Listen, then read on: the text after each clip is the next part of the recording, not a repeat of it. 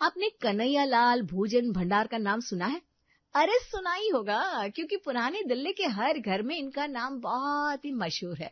चाहे इनके छोले भटूरे हो या फिर जलेबी या पूरी के साथ खस्ता कचौरी, आहा, इनके नाम की चर्चे हर जगह ही लगे रहते हैं। लेकिन क्या आपने इनके घर की खिचड़ी का कभी स्वाद चखा है? नहीं ना। तो चलिए आज आपको उसी से रूबरू करवाते हैं। सारे लोग एक साथ रसोई में जमा है और हल्ला मचा हुआ है। अरे नहीं नहीं, खिचड़ी में ये मसाले मत डालो, खिचड़ी में कोई स्वाद नहीं आने वाला, मैं बता रही हूँ। मैं आपसे कह रही हूँ ना माँ जी, इसमें खड़े मसाले डालिए, इतनी बेहतरीन बनेगी खिचड़ी के हाथ चाटते रह जाएंगे सब लोग। मैं इसको ऐसे कभी नहीं बनाती हूँ, आप दोनों हटिए, मुझे बनाने दीजिए। इसमें अगर हम थोड़ा सा नींबू डाल देंगे ना तो इसका स्वाद दुगना हो जाता है। आप तीनों को याद नहीं है क्या दादी जी खिचड़ी कैसे बनाती थी? मैं बताती हूँ, हटिए आप तीनों। ज्योति, तुम क्या वीडियो कॉल में से बाहर आओगी? कुछ भी मत बोलो, हटो, मैं बनाती हूँ। आप दोनों की पीढ़ी पुरानी हो गई है भाभी, मैं कह रही हूँ मुझे बनाने दीजिए। मैं इतनी भी बड़ी नहीं हूँ तुमसे, बस कुछ ही सालों का फर्क है हम दोनों में। हम आज ही के जमाने को कई साल हो गए, ये सच है। अरे चुप करो तुम दोनों। कन्हैयालाल भोजन भंडार की सबसे बड़ी बहू हूं मैं। मेरी रेसिपीज हम मेनू में रख चुके हैं, कोई ऐसा वैसा खाना नहीं बनाती मैं। माँ जी अब इतना भी झूठ मत बोलिए, वो सारी रेसिपीज दादी जी की हैं। मैंने तो सुना है उनके हाथों में जादू था, जो भी चीज बनाती थी उसमें इतना स्वाद होता था कि लोग दौड़े चले आते थे दूसरी बार भी। हाँ तो बहू भी तो उनकी हूं ना मैं, उन्होंने ऐसे ही नहीं पसंद किया था मुझे, कुछ तो कला देखी होगी मुझमें। माँ जी अब ऐसे तो आपको पता है मेरे पिताजी मिष्ठान भंडार चलाते हैं, अब मुझसे अच्छी कुकिंग किसकी हो सकती है, आप दोनों समझ ही सकती हैं। भाभी आप शायद भूल रही हैं कि मेरे पापा बेकरी चलाते हैं, और ऐसे तो आप दोनों का कोई मुकाबला ही नहीं है मेरे सामने। तुम दोनों वक्त जाया मत करो, मुझे अपने तरीके से रसोई बनाने दो, हटो। माँ जी अब फिर वही बात कर रही है, मैं कह रही हूँ ना आप दोनों जाकर बैठ जाइए, मुझे बनाने दीजिए, सबको यहाँ मेरे हाथ की खिचड़ी पसंद है। तो देखा आपने कन्हैया लाल के घर की खिचड़ी, जहाँ आज के जमाने में सास बहू लड़ती है कि कौन खाना बनाएगा, वहीं इनके घर में गंगा उल्टी दिशा में बहती रहती है। यहाँ होड़ मची रहती थी कि यहाँ खाना मैं बनाऊंगी, और इसी चक्कर में उनके घर में एक तरह के खाने की कम से कम 10 तरह की रसोई बन जाती थी। खाने के टेबल पर सब लोग बैठे हैं। आज भी तुम सबने खिचड़ी के इतने सारे वर्जन्स बना दिए? कम से कम 5 तरह की खिचड़ी तो यहाँ पड़ी है, और 5 तरह के रायते भी बना दिए इन्होंने। 10 तरह का खाना रोज रोज कौन बनाता है, इसी वजह से हमें रोज रोज सुबह शाम और रात तीनों वक्त अलग अलग एक तरह का खाना ही खाना पड़ता है। कल तुम तीनों ने 10 तरह के छोले बना दिए थे, जिस चक्कर में पूरा दिन हमें छोले खाने पड़े, और आज पेट में जो गैस हो गई थी मेरे। अरे भैया इसीलिए तो आज इनसे खिचड़ी बनवाई थी कि कल के छोले हजम हो सके, लेकिन आज इन्होंने देखो क्या किया फिर से। मेरा तुम तो समझदार हो, क्यों इस तरह का बर्ताव करती रहती हो? अरे मुझसे तो आप कुछ कहिए ही मत, मैंने इन दोनों से कहा था कि तुम हट जाओ, मैं बना देती हूँ खाना, लेकिन ये दोनों मेरी सुनती कहाँ है। हे राम जी, आप अकल बांट रहे थे तब इन तीनों को क्या आपने राम सेतु बनाने भेजा था? मेरे पापा मिस्त्री थे, मैं तो वो भी बिल्कुल परफेक्ट बन सकती हूँ। हाँ और नहीं तो क्या, इस मामले में तो मेरा कोई मुकाबला ही नहीं है। मैं स्कूल में इन चीजों में इतनी आगे थी कि सब लोग कहते थे ये तो पक्का इंजीनियर ही बनेगी। अब आपको तो पता ही है मेरे पापा की खुद की बेकरी है, तो मैं तो कुछ भी बना सकती हूँ। लो इसमें भी इनको आगे रहना है अब। भैया ज्योति दीदी ने खिचड़ी भेजी है, कह रही थी उनकी खिचड़ी ही बेस्ट है, आप लोग ये खाइए। सत्यानाश, सब लोग सर पे हाथ रख लेते हैं। तो देखा आपने, जिस कन्हैया लाल जी के भोजन भंडार के चटकारे आप लेते रहते हैं, उनके घर की स्थिति बिल्कुल ऐसी है कि उनके घर में एक तरह का नहीं बल्कि 10 तरह का खाना बनता है। क्योंकि अब अगर बात कुकिंग की ही हो और इतने बड़े भोजन भंडार की बहुएं वहां पर हो, तो आपस में कंपटीशन तो बनता ही है। बाबूजी काम तो एकदम बढ़िया चल रहा है, अम्मा की रेसिपीज और आपका अनुभव हमेशा ही धूम मचा रहा है। हाँ लेकिन अब मैं 85 का हो गया हूँ, न जाने कितने साल और तुम्हारे साथ रहूंगा। बाबूजी ऐसा मत कहिए, आपको मेरी भी उम्र लग जाए।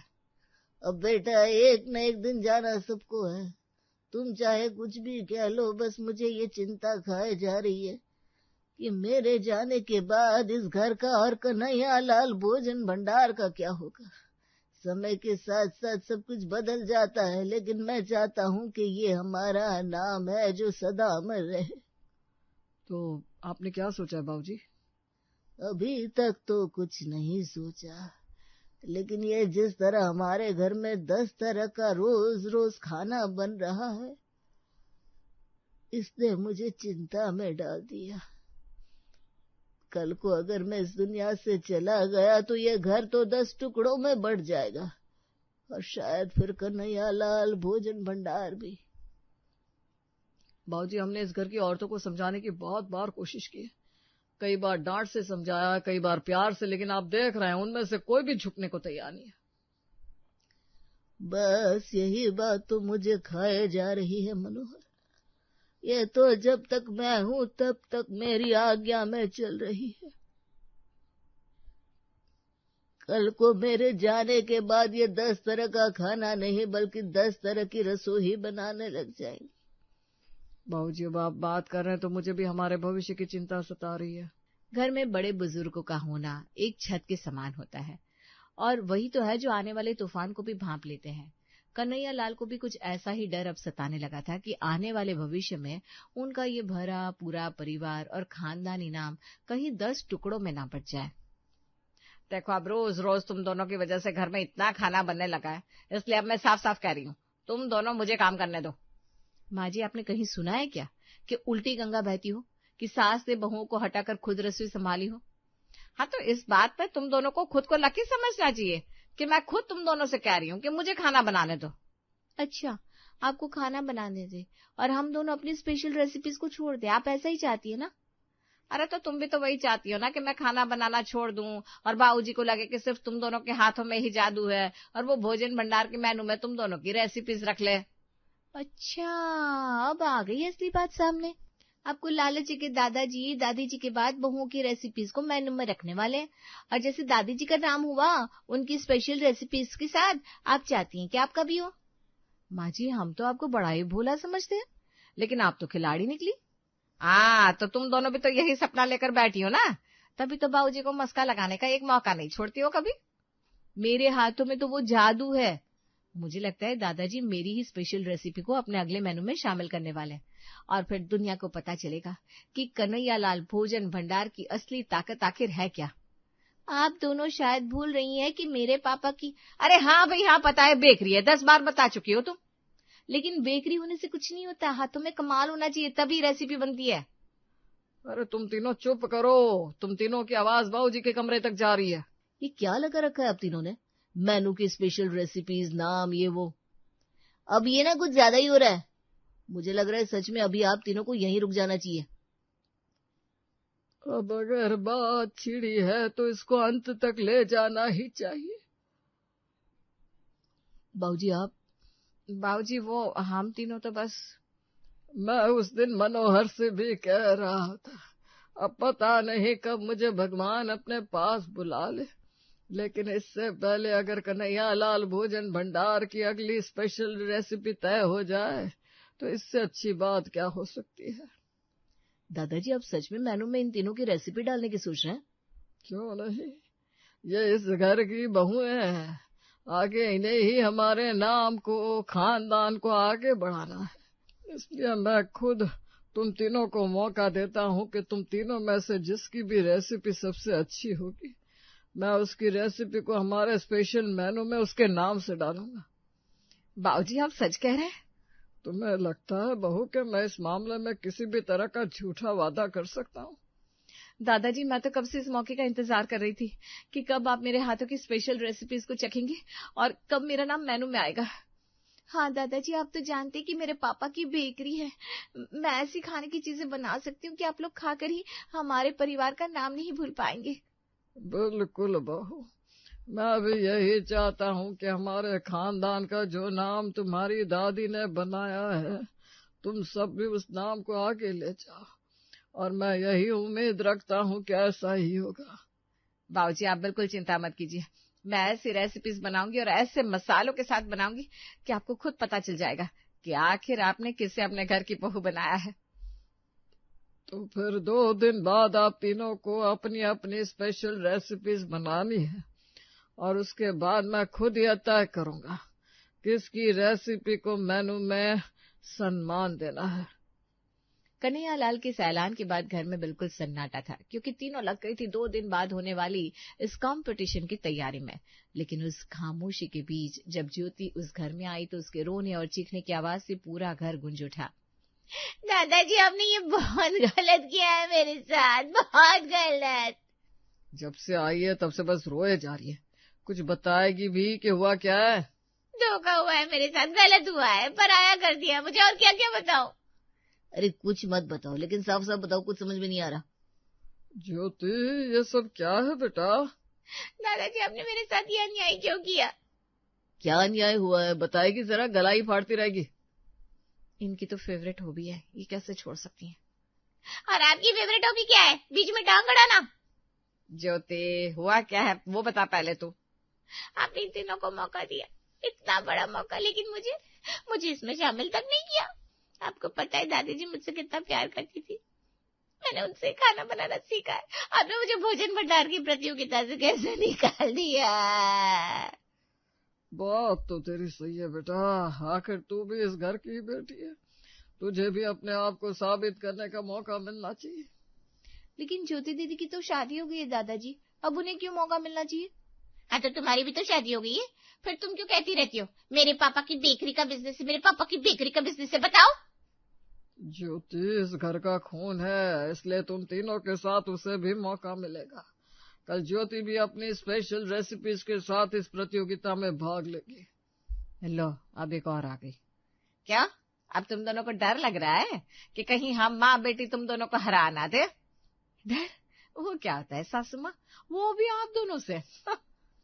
आप सब देख लेना, जीतूंगी तो मैं ही, मेरा इनाम आएगा मेनू में, और वो मेरी स्पेशल रेसिपीज के साथ। वो तो कल ही पता चलेगा। प्रतियोगिता की बात से घर का माहौल और भी तंग हो गया था, और मनोहर को लग रहा था कि अगर इनमें से कोई जीत गया तो आने वाले साल में ये तीनों किसी हाल में साथ में नहीं रहने वाली। लेकिन कन्हैयालाल इन सबसे बेफिक्र अपने कमरे में पुराने गाने सुन रहे थे। आओ आओ मनोहर, इतनी रात हो गई है, तुम अभी तक सोए नहीं बेटा? बाबूजी, मुझे लग रहा है कि इस बार आपने गलत फैसला ले लिया है। इन तीनों में पहले से ही नहीं बन रही थी, अब इस प्रतियोगिता के बाद से तीनों आपस में लड़ मरेंगी। तो अच्छा ही है, पहले इस ससुराल में 10 तरह की रसोई बनाती थी, अब 20 तरह की बनाएंगी। बाबूजी, आपको हंसी आ रही है और यहाँ मेरे पसीने छूट रहा है, ये सोच सोच कर कि कल पता नहीं क्या होगा। मनोहर, कभी कभी कुछ बातें वक्त पर छोड़ देनी चाहिए, तुम भी छोड़ दो। लेकिन बाबूजी, जाओ सो जाओ बेटा। मनोहर जिस चिंता के साथ कन्हैयालाल के पास गया था, उस चिंता का कोई भी हल नहीं मिला उसे। अगले दिन चारों दिन लगे पड़े थे अपनी अपनी रेसिपीज के साथ, एक दूसरे को ऐसे देखते हुए जैसे वो चारों आपस में सास बहू और ननद नहीं बल्कि किसी फिल्म की सौतन हो। भाभी, आपको तो मेरे चाट की खुशबू से ही मुंह में पानी आ रहा होगा ना? नहीं, मेरा तो नाक ही बंद है। लेकिन तुम मेरे छोले देखकर समझ गई होगी ना कि कौन जीतने वाला है।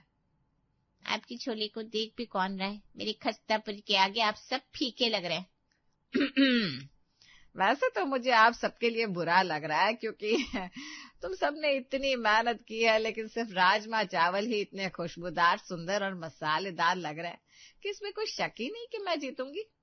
माँ जी, अब आप बूढ़ी हो गई हैं, अपनी आंखें चेक क्यों नहीं करवा लेती? शायद आपको कुछ कम दिखने लगा है।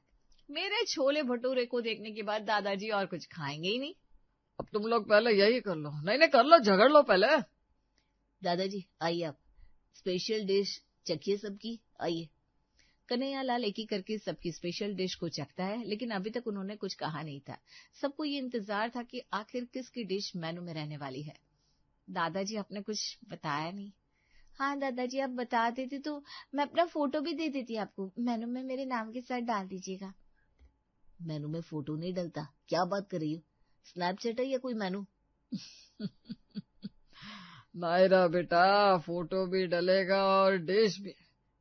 खुश? वाह दादाजी, इसका मतलब मैं जीती हूँ। मुझे पता था कैसे ही होने वाला है कुछ। दादाजी, आपको मेरे हाथ के छोले भटूरे पसंद नहीं आए?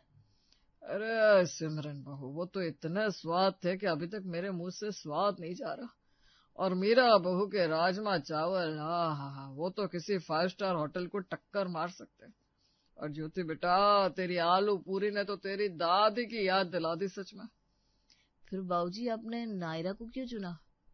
मनोहर, मेनू लेकर आओ। ये लीजिए बाबूजी। ये देखो, इस मेनू में तुम चारों की स्पेशल रेसिपी है। नायरा जितनी चटपटी है वैसी उसकी चाट है। सिमरन बहू छोले भटूरे बिल्कुल उसकी तरह खिले खिले एकदम। मीरा बहू के राजमा चावल जो माँ के हाथों का स्वाद देते हैं, और ज्योति के हाथ की आलू पूरी जो पुराने जमाने में लेकर जाते हैं। बाबूजी, आपने हम सब का नाम मेनू में डाला? हाँ, क्योंकि घर की लक्ष्मी, घर की बहुएं, बेटियां ही तो घर में बरकत को लेकर आती है। तुम सब अगर खुश हो तभी तो कन्हैया लाल भोजन भंडार की आन बान और शान बनी रहेगी। बाबूजी, तुसी ग्रेट हो। आओ चप्पी पालो।